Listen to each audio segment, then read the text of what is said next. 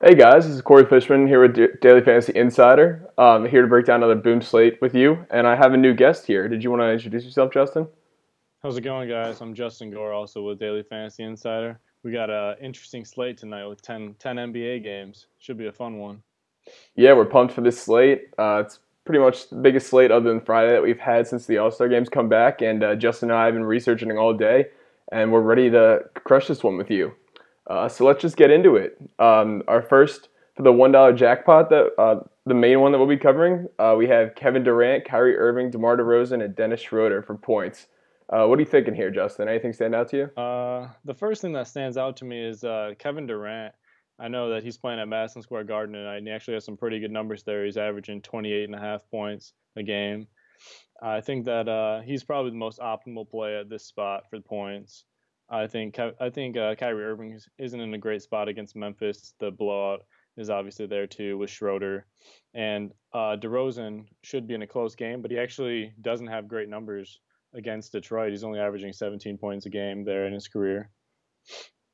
Yeah, that's big for us. We have Dennis Schroeder, who is a pretty good scorer, as you guys can see. He's averaging about 19 a game this year. But as we can see, the Hawks bought out Ilyasova. They're looking towards a youth movement. And therefore, like Schroeder has seen around 30 minutes the past two games, which is a lot less than even seeing earlier this year, which makes us less tempted to take him. Yeah, with DeRozan, we have those stats against Detroit. They're just not as good. And Detroit's weakest spot is against the point guard. So this could be a Kyle Lowry game more than a DeRozan game. In Boston and Memphis, you have that really slow pace and low total between these two teams, and that's just something we never really want to target. And like Justin said, I mean Durant's been crushing in Madison Square Garden. Uh, Golden State is projected, I'm pretty sure, for about 120 points, which is way higher than their normal total. And that's just a smash spot. New York is also pretty much in tank mode. You gotta love Durant here. I think I'm going all five shares Durant. What about you? Yeah, I'm going all Durant. Even with the blowout there, I still think that Durant's still going to get his tonight and show what he's got to New York. Yeah, this one is gonna be pretty fairly easy for us, and I think we can just move on, honestly. Yep. So then we'll go to the rebounding category, and we have Julius Randle, Dwayne Dedman, Draymond Green, and Jonas Valanciunas. What sticks out to me here is Randall and Dedman will be facing off against each other. We have two teams that rank bottom five in rebounding. Randall's been absolutely crushing recently. They've just finally taken off the leash. Luke Walton's finally letting him play. He's been averaging over 30 minutes his last five games, and seeing at least 8 rebounds in all of those games, which is huge. Draymond Green in that same game against the Knicks, and then we have Valanciunas against Detroit. So what are you thinking here? I was actually looking a lot at Jonas Valanciunas. I know he's got good numbers against Andre Drummond in Detroit, and he's be down a lot, sticking with Drummond in the paint. So he's got opportunities to get rebounds there, especially with a lot of missed shots going on. So I would go most of my share probably with Valanciunas, and then give a couple to Randall. Yeah, Jonas Valanciunas is actually one of our favorite DFS plays tonight. He could be a little sneaky for those of you who play that. He One thing with him that we've noticed is while he does average about 20-ish, 23 minutes per game, whenever he places those like really, I guess for lack of better words, huge bigs, he sees the extra minutes. Like and last time he saw Detroit, he played a crazy 27 minutes, which is a lot higher than he sees. I mean, his minutes can vary anywhere from about 19 to 23, and Yep. he's just an absolute baller when he gets the minutes. So we really like him there. The LA Atlanta game is, I mean, the Lakers played the fastest pace on the season. The Pelicans and Bulls are going to be surpassing them soon, I imagine. But regardless, that game will be back and forth, high scoring total. So we do like that. I like giving the majority of my shares to Valanciunas as well, but I do think that Randall has to be considered. Yep, I agree there. Yeah. So then we'll just jump into assists. We have Ish Yep. Smith, Lonzo Ball, Dennis Schroeder, and Spencer Dinwiddie. You got anything special for us here? I think the one thing that stands out to me is the Chicago Brooklyn game with Spencer Dinwiddie. I think the pace is going to be incredible there. I know Fred Hoiberg, the Bulls coach, was just talking about how they want to get up and run, and they've been running at the fastest pace in the league the past few weeks. So I think there's going to be a lot of opportunities there for Dinwiddie to pass the ball to open shooters and hit some spot up shooters in transition. Yeah, a lot of times, as we've learned, pace equals points, and or more so opportunity. But Ish Smith is not a big assist guy. You got Lonzo Ball, who will likely probably not eclipse the 25-minute mark if I had to guess here. He's just coming back from injury. And then we talked about Dennis Schroeder earlier, and actually in his past 2 games, he's gotten 2 and 4 assists, and we see him max out at usually 7, which makes us not like him as much. And then you got Dinwiddie, a guy who's going to be in a fast-paced game. It's projected to be close, and he's going to see over 30 minutes. So I think we got to like that upside, and I'm all in on Dinwiddie. Are you? Yep, he's easily the most optimal play of the night at the assist spot here on Boom. Yeah, this is where we just lock him in and Yep. turn the page, and we will. So, lastly, we got to project Curry's points. Is anything standing out to you here? Well, since we're thinking Kevin Durant's gonna have a pretty good game, I think Curry's gonna be not really held in check because it's Steph Curry, but I think somewhere between like 24 and 28 is where I would go. Yeah, and that's the big thing. If we're taking Durant to have the most points in that, that means someone's got to have the limited scoring. And I think we want to take our chance on Curry. I think Justin found some good information that Curry's averaging close to 25 points at 20, Madison Square. 23 points a game at 23. Madison Okay. Square Garden, so kind of low for him. Yeah, which is really important to note, especially when we have Kevin Durant pegged as our top scorer in that category. So I like that 24 to 28 range. Can even go 23 to 27 if you're feeling a little Yep. bold tonight. But how about we check out the light slate tonight? And this one we were looking at is going to be a lot more difficult. As most of you can already tell, we have Westbrook, Oladipo, Warren, and Dennis Smith Jr. for points. And these are all pure scores and fast-paced games. I mean, you got Phoenix and New Orleans, who I'm pretty sure New Orleans is projected 122 points, and Phoenix is about 116 or 117, which is an incredible total. Westbrook, I think you got some stats to spew out about him against Orlando. Yeah, Westbrook's been a beast against Orlando. I don't know what he's got against them. Someone said something wrong to him. But his past 3 games, he's averaging 45 points a game there. So he's easily the most optimal play. And that's real At points, this right? spot.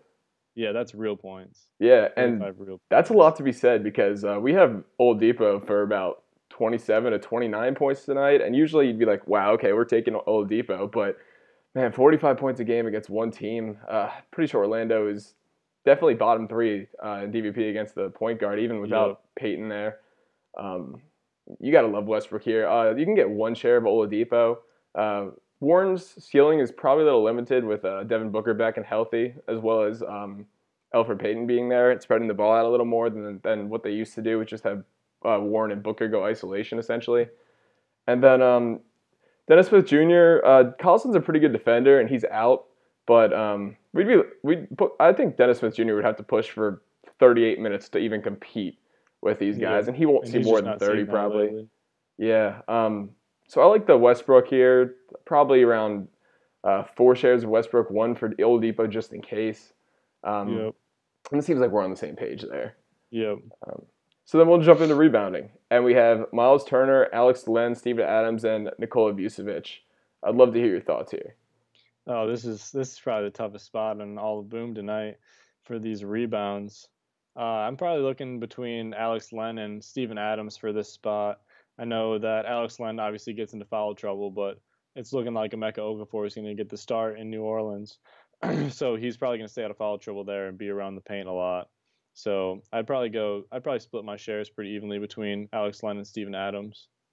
Yeah, Tyson Chandler being ruled out for Phoenix does mean that Alex Len will be the main center and pressing for big minutes. We gotta love that he's not gonna be matched up on Anthony Davis because he'd be chasing him around, and that would just be ugly. I mean, just Yep. so ugly. So it does increase Len's upside there, and even though he's like only averaging 8 rebounds per game, when he gets a start, he's getting a lot more, which is important to note. We got Vucevic coming back from injury, who has been playing, but he won't press for the normal minutes he usually does. And we do have Steven Adams, who him and Len project about evenly for us, which is why we do like splitting shares here. There's not a huge edge over the other. You got to be wary of the possible blowout in New Orleans. We're not saying it's going to, but it is possible. But you also got the blowout in Orlando, so that's why splitting the shares here is pretty fair. And Miles Turner, he hasn't really seen more than 27 minutes in the last bunch of games. So the upside just isn't there. So we do, especially if you're multi-entering today, Alex Len and Steven Adams are a favorite. If you had to go with one, what do you think you'd do, Justin? If I was only going one, I think I would go Alex Len after seeing the Okafor news. Yeah, just knowing he'll be in the paint more. Mm-hmm. Yeah, Just staying around the paint and the fact that he doesn't have to guard Anthony Davis makes me like him more. that's true. And you got to like that he's really the only center they have. I mean, Yep. really the only one. Um, so then let's jump into another tough category. We got rebounds between Rondo, Payton, Barea, and Fournier. Would you say we can eliminate Barea and Fournier right off the bat?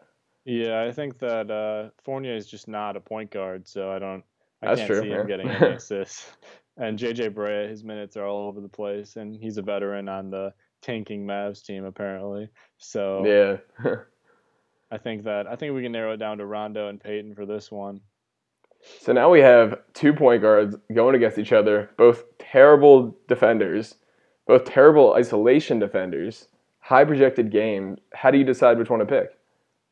Oh man, this is a tough one, but I would go 4 shares Payton to 1 Rondo just for the minutes. I think that Payton's minutes are more secure there, and New Orleans likes to go with the hot hand at the point guard position. I know that a couple of days ago, Ian Clark saw a lot more minutes than Rondo just because he got hot, and I think that safety there kind of leans me towards Payton a little more. Yeah, and we know Alvin Gentry actually came out and said he likes going with the hot hand. If you're looking at Rondo's minutes recently, they are up. If we do take out the one game where he and Isaiah Thomas got ejected, which completely ruined my night, I don't have to go back into that. But even so, the game after that, Ian Clark was incredible. Rondo saw, I think, 25 minutes. Yeah. But then you really do have to look at his other games, and this environment is great for Rondo. But at the same time, like you said, Peyton's going to see huge minutes regardless. Phoenix, Tyler Ulis still questionable with injury. They released Josh Gray. I mean, Peyton is their main guy. They even playing some guy, Shaquille Harrison, last game at point guard, and I don't really know who that is. No idea. So you know Peyton's going to have to press for those big minutes. Yeah. I do like this is another one where we do suggest if you're multi-entering to get shares of each of them. If I had to go one, I'd probably go Peyton here because you do get the security. And if you're only going one optimal lineup, you want the security because there's no point in going contrarian when you don't get extra points like you do in the other boom contests. So I do like the idea of 80% Peyton here.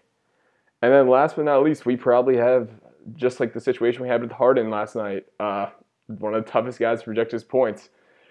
You going to help me out here? What do you got? Oh man, Anthony Davis has been on a roll lately. He's just scoring points, getting rebounds. But I think one thing I noticed in my research was he actually has down numbers against Phoenix throughout the past few years. He's averaging around 24 points a game. So I think he might come down to earth tonight. I think a range of like 24 to 28 again, the same as Curry. I think that's a pretty good range tonight for me, for Anthony Davis. Yeah, and I think if we're projecting the 24 to 28, we might have to hope for a blowout.